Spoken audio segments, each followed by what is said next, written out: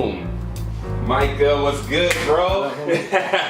I'm out here with my boy Micah Bournes from middle school, man. We go back to Hughes Middle School. I don't even remember what the mascot was called, bro. The Owls. The Owls, man.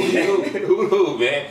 To Polly, to 10 years later, man. I haven't seen this man in at least 10 years until today. So thanks for being here for Couch Potatoes, bro. It's just real good having you, man. And it's just gonna be a real talk episode, like each of them. I mean, Micah is somebody, like I said, I haven't seen in 10 years, but just from knowing him growing up and keeping an eye on him via social media, somebody I really respect. This is a man of God. This man's a poet. This man's traveled to various countries and just spoken truths to many audiences. So glad to have you here, brother. You know, it's gonna be a few handshakes, I feel like, this episode, man. But yeah, man, before we get into some of the questions, if you could just talk a little bit about like who you are, like, and just give us maybe a day in the life or just a little bit of a taste of like what the life of a poet looks like, man. Man. I'm a creative writer, poetry, music. You know, the first expression of my writing actually was hip hop. I started writing my freshman year of college, but because I was writing rap songs in my head, I wasn't writing. I was rapping. So I didn't really make that connection for whatever reason. And maybe because I associated writing with like school and academic things, and I didn't really like that stuff, but I loved hip hop, right? So anyway, so yeah, I was rapping for 2 years, my first 2 years of college, and then it was the summer before my junior year, I actually got invited to open mic with another cat we went to school with, this dude named Corey Butler. He invited me to this open mic up in LA that happens every Tuesday night. It's called the Poetry Lounge. And so I went, and I had seen spoken word poetry on YouTube and stuff, but I never seen it in person. And my stereotype of poetry was like, it was either Shakespeare, like classical, old school poetry, or if it was modern poetry, it was super metaphorical and confusing, and it was kind of like, you know, if you didn't understand it or something, then that meant it was like deep, or that's what it meant to be poetic. You know? And so I didn't really think that I liked poetry, because every time I engaged it, it just didn't connect. It was from another time, or it was just using language that wasn't familiar to me. And but then I went to this open mic with Corey, and it was the first time I'm sitting in this audience, and I'm hearing people talk about stuff that I thought I was the only person in the world who felt that way. I thought I was the only person who thought those things. And especially growing up, I would say very stereotypically masculine, you know, like boys ain't supposed to cry and stuff. You know, you're kind of ashamed of your emotions or things like that. And yet I'm at this open mic, and all kind of people of different cultures, genders, age groups, they getting on stage and they talking about their feelings, and they're talking about their pain, and they're talking about their broken hearts, and they're talking about being stressed out or anxious or depressed, and ain't nobody making fun of them. Like nobody's mocking them. It not only was okay, but it was welcomed. It was encouraged, to be honest. And it was just a really it felt like a very freeing thing to be like, man, all these years I thought, first of all, I was the only one who felt these things, and second of all, even if I knew other people felt them, I didn't think you were allowed to talk about them. But you can both feel them and you can share them. And so that really drew me to the art form. So it was really that one night of going to the open mic that I was like, I wanna try this. I wanna try this particular expression of poetry. And most of the people there were telling stories that I related to. They were using language that connected with me. And so that was kind of the beginning of, all right, now I write hip hop and poetry. And I continue to do both, and to this day I continue to do both, but poetry just kind of, more doors opened up for me. And it was a little easier for me to find my voice in poetry than with hip hop, even though hip hop in a lot of ways was like more natural to me. And since I grew up with it, I understood it. Like long before I started writing it, I just had thousands of songs memorized, but I think a lot of that brought a lot of baggage too, because I loved it so much. And when I write rap, like, I want it to be really good. I need it to be really good because.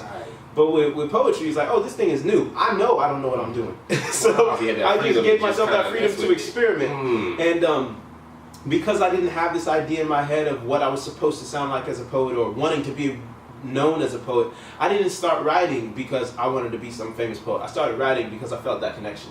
And so I was less in my head about it. And so me finding my poetic voice came a little easier. And so I just started hitting up open mics, man. And I at first was just sharing. And then after a couple of years and having more and more poems, I started competing in poetry slams and doing pretty well for myself. But it was all just a hobby. But after a couple of years, when people would see me perform, they'd be like, "Hey man, how much do you charge?" And I was like, "You started coming to you with that. You didn't have to really put yourself out there." In no version of my life did I foresee becoming a spoken word poet and like poetry being a job or poetry taking me around the world. It's hard enough to be an artist of any kind. It's hard enough to be a musician, and there's a big market for that. But poets, it's like such a little niche, community. It's like, ain't nobody gonna like make a living being a poet. So even when I got into it, that was never crossing my mind until, other people started inviting me and other people started being like, "Hey man, we wanna fly you out." I was like, you gonna pay me? You gonna pay for an airplane to come and do some poems? I just didn't even think that was a thing. So I'm very thankful. But yeah, I've been doing it now. I've been writing for about 10 years, but I've been doing it full time for the last 6. Wow. Yeah, bro, that's amazing, man. And just piggybacking on kind of where you were going with it, like tell us a little bit about just like what that life looks like now, now that you're at that stage where people are requesting you to speak in certain venues, what does that look like? What's it like being a traveling poet, you know what I mean? Because as you touched on, it's something that we think of as like some kind of Renaissance thing, poets and Shakespeare, and I don't think many people know what a modern day, poets day to day, especially a traveling poet internationally like you, life looks like, the preparation that goes into coming with fresh content, all the way to preparing to go on stage. Like, what does that all look like, man, Yeah, man. I mean, the thing that I like about it is I love connecting with people.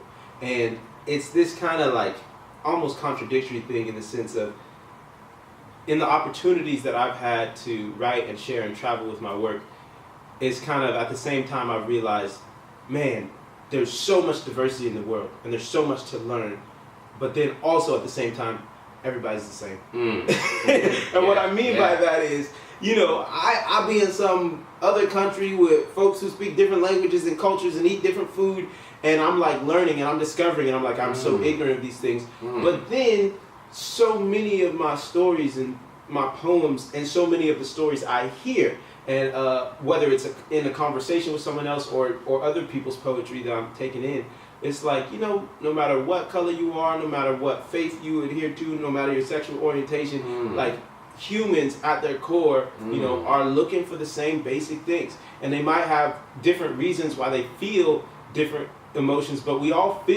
most of us feel the same range of emotions. At some point in our life, we're anxious, we're sad, we're joyful, we're curious, we're frustrated, no matter where you go. And so it's funny because I'll be in completely different parts of the world talking about my experiences as a Black American, and every nation you go to, somebody is oppressed. Yeah. Some people group, whether it's class or race-based or political opinions, like, I'll be different places. I was in India, and there's this small group of people in the northeastern part of India called Naga people, and there's an area called Nagaland, and they were talking about the oppression they feel because they are a racial minority in India. Wow. And it was like, I just never expected them to relate to my poems about race. Like, I thought they might be interested in them, but they were like, man, like, we feel like we're the Black people of India. Wow. I was like, what? Like, wow. This is really fascinating,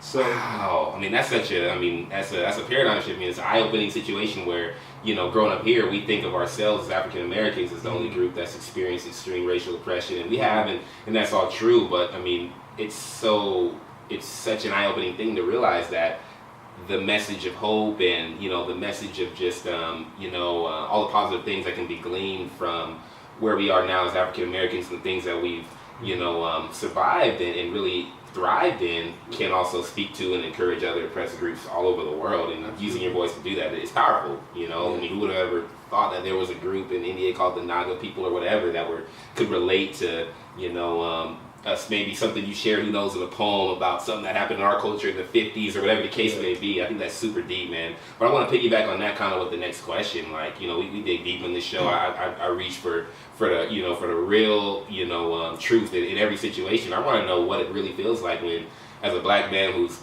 in touch and conscious with, you know, everything good and bad that is black culture and the black experience in America, when you're in a predominantly white environment, you know, maybe even a white environment with different political leanings than you hold, than most black people even hold. Yeah. What is that like? Do you ever kind of, in a sense, mix your words? Do you speak the same way from the heart? If you do, how's that received? Yeah. I'd like to know what that's like. You know? Oh, absolutely. And I find myself in all kind of different environments with what I do. I went to a predominantly white school for college, and so that's kind of when I started doing all these things. And what I realized is that not just poetry, but art of any expression, poetry, music, painting, dance, there's so many conversations that are very difficult and awkward to have, and conversations that people will actively avoid having if you just want to sit down and talk about it. Like, hey, can I talk to you about white privilege, right? And it's like, no, I'm good. Like, you know, like most, especially white folks, like, I'm okay. Like, I ain't trying to, you know? But it's so fascinating because, and not just with race, any other thing, you know, faith. Like, I'll go to open mics and people that I know, like, obviously, often I open mics as random strangers. Right? Like, when's the last time I just walked up to a stranger and said, "Can I talk to you about institutional racism?" Right? Like that. Nice to meet you. Excuse me. Right? But I can go to an open mic and I can share a poem about an experience I had as a black person in America, and not just like preachy stuff of like, let me just drop all these facts and historical facts and statistics. But like, let me tell you a story, you know, about a time where I experienced this, and people who don't even know me, or people who might in any other context be totally afraid of or not wanting to have this conversation, they'll come up to me afterwards because of a poem and be like, man, like that poem or that story really moved me. I never thought about it like that. You know what I'm saying? And so I love art because I think it allows us to have conversations that are very difficult to have otherwise. And again, that's both me sharing about my experience as a black person and me learning from other people's experiences. Like, I know, you know, Islam is a major religion in the world, but I don't know that much about it, right? And I've had friends who were Muslim, but I've never got invited to like a service at a mosque. Yep. And I don't think I've ever invited a Muslim friend of mine to church. I'm a Christian, right? And yet, I remember one time I was at this open mic that was in an area that had a lot of Islamic residents. And so I'm at this open mic, and there's women in hijab spitting spoken word poetry. Word! And they're sharing about their life, they're sharing about everything, they're sharing about their faith. And I just thought to myself, man, like, in what other context could I get to have this education? And also the beginning of the conversation is that we don't start on what we disagree, but we start on something that we have in common, our shared love for poetry, right? And I think that alone is like, hey, we're all poets here, and we're all listening to each other, we're all sharing our stories, and we're all hearing each other's stories, and it's just been a beautiful time. And so even difficult conversations I've found to be not necessarily less difficult, but people are more willing to have them when they start in art. You know, let's watch this film, let's hear this poem, let's think about how we feel. Because often it's not about arguing about facts and statistics. Half the things we hear about facts and statistics, like, we don't know if they're true, right? When people are just saying them.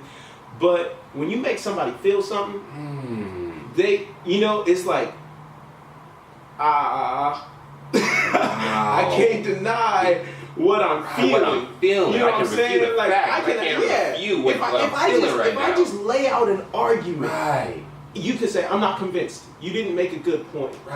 Right? But if I make you feel something, if I tell you a story, you know, I have this poem called The Man Without a Name. and it's addressing the issue of homelessness. Can we get a quick verse from that? I know it's on the spot, but honestly, I don't have it memorized. It was an older poem, but I can tell you about it. Tell me about it. It was this gentleman. I was volunteering at this homeless shelter, and we were serving dinner, but the kitchen was a little behind schedule. So there was a lot of folks in the cafeteria waiting for the food to be served. So I thought, we just sitting in the kitchen doing nothing. Let me go talk to somebody. So I went out there and I started, introducing myself to people, and I came up to this one dude, and I was like, "Hi, Micah, what's your name?" And he goes, "I don't have a name." And then he goes, then I go, well, what if people called you your whole life? And he goes, "I don't wish to be bothered." And it was crazy because, a lot of people have a lot of thoughts about when they see a homeless person on the street, probably an alcoholic, or probably lazy, or probably a drug addict, whatever. Right. And you could, and there's a lot of economic, well, that's not the best way to fix the problem, and you could do blah, blah, blah. And you can analyze all the facts, but what ended up happening was that moment in which I'm sitting here with this other human being just trying to talk to him, and he tells me he doesn't have a name. At first I was like, man, what's your problem? I'm trying to be nice. But then I really started thinking about his context and how often when we see homeless folks, we cross the street, we walk faster, we act like we don't hear. Yeah, we just what I'm saying? I'm not trying to disrespect you, but I'm also not trying to interact with you. I would rather not interact with you at all. Mm-hmm.